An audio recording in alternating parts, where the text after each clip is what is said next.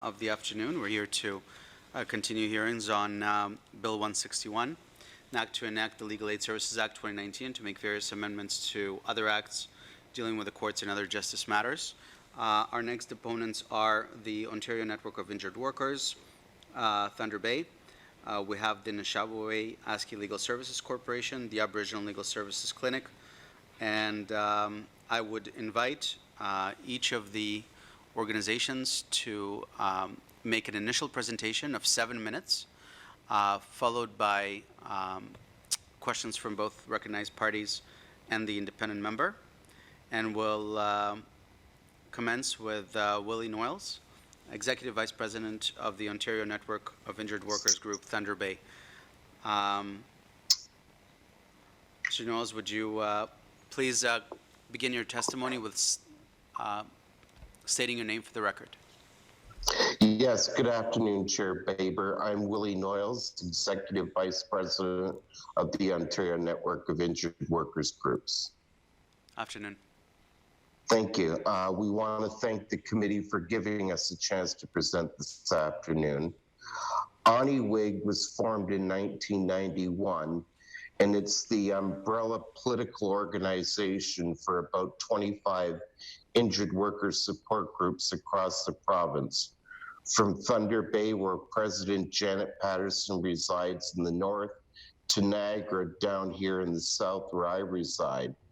We have a group in Ottawa in the east and 2 groups in the Windsor area in the west and groups in various areas across the province. Our first area of concern is the changing of language as to what is legal aid. In Schedule 1 of the current Legal Aid Services Act, it states, quote, "The purpose of this act is to promote access to justice throughout Ontario for low-income individuals."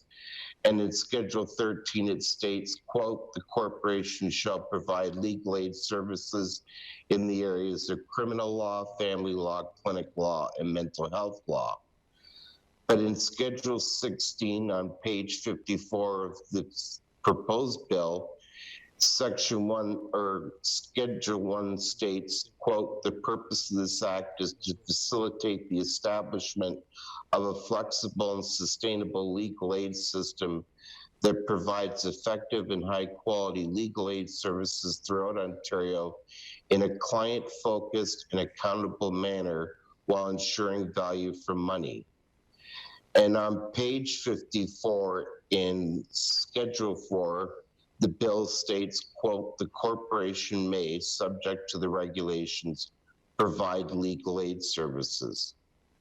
Why does the bill remove access to justice for low-income individuals? As far as I can see, the bill does not envision removing financial qualifications to receive services, so why remove who legal aid was designed for? But more worrisome is the changing of shall provide legal aid to may provide. Call us cynical, but may and shall have completely different meanings. We are worried that this provides an out for government to stop funding legal aid. And is the government planning to turn legal aid into a fee-for-service corporation? In Schedule 2 of the existing act, a legal clinic is defined as an independent community organization that, quote, "provides legal aid services to the community it serves on a basis other than fee-for-service." On page 58 of this proposed Bill 161, Section 13 says that if someone receives any money in a manner for which they received legal aid services, the cost of the legal aid services shall be deducted and paid to LAO. So if a legal clinic helps someone get workers' compensation or social assistance, does this mean that that individual has to give their money to legal aid? Why bring fee-for-service into legal aid when only the very poor qualify in the first place?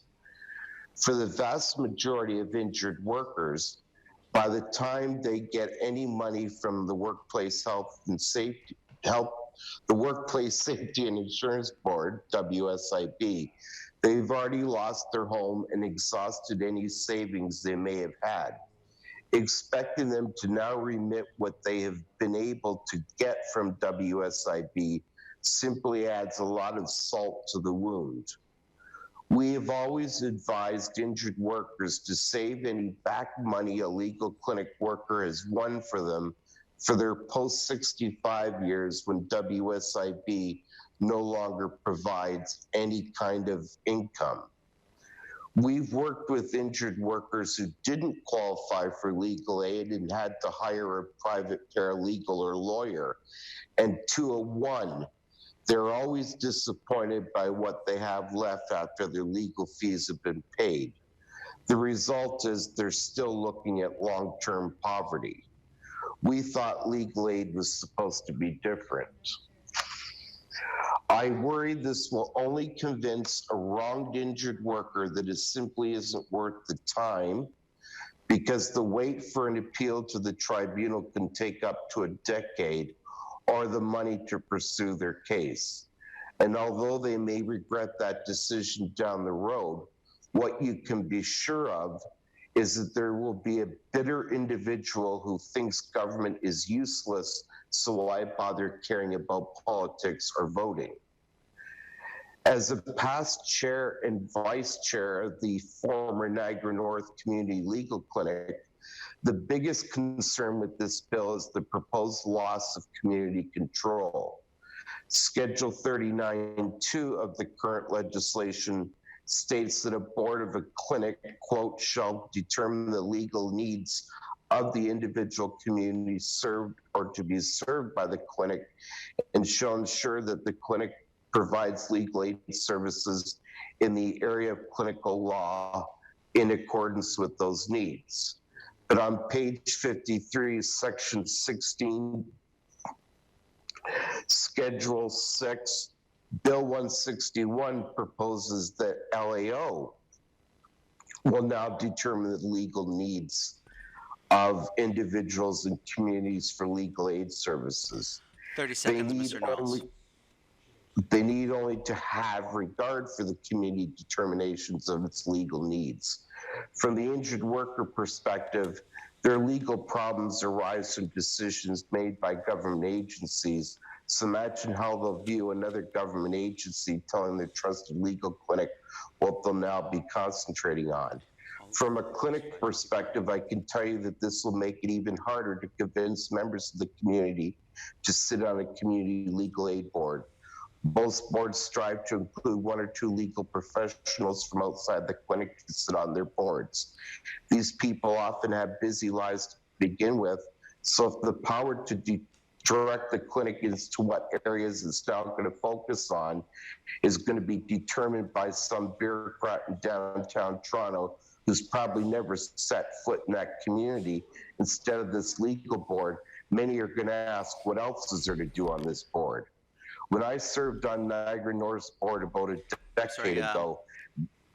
I'm terribly sorry, Mr. Noiles. You've rounded it down about 45 seconds ago, but I'm sure you'll be able to incorporate the balance of your submissions and questions. We'll proceed with the Anishinaabe ASCII Legal Services